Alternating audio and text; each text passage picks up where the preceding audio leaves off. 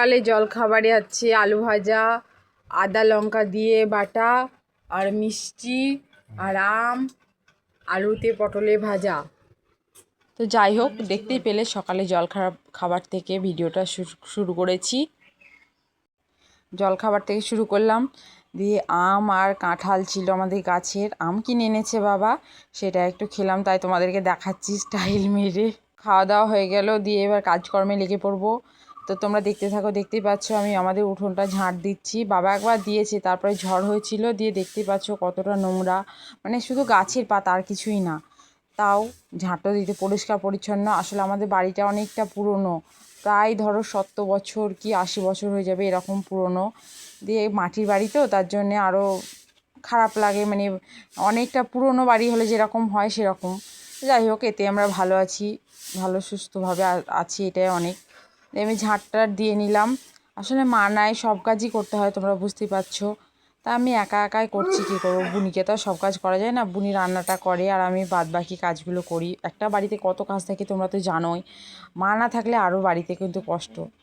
তাই বোনে আমাতে এখন বোন এসছে শ্বশুরবাড়ি থেকে, তাই দুজন মিলেই কাজকর্ম করছি, তোমরা দেখতেই পাচ্ছ।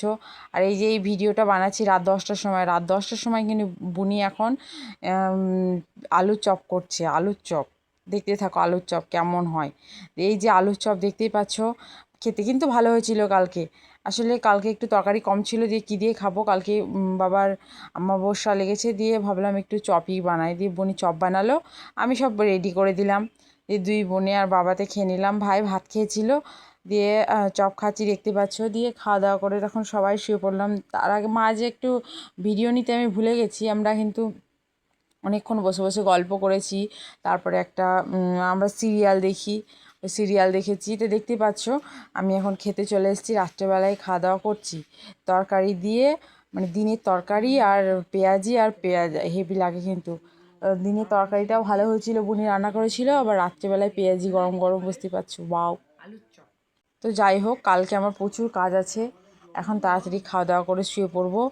তোমরা দেখতে থাকো আমার ভিডিও, কেমন লাগবে, কেমন লাগছে তোমাদের বলো, লাইক করো, কমেন্ট করো, যদি ভালো লাগে সেটা বলো, আর খারাপ লাগলে সেটা বলো, তাহলে আমি আজ তোমাদের যেরকম ভিডিও ভালো লাগবে সেরকম আমাকে বলো, আমি বানানোর চেষ্টা করব।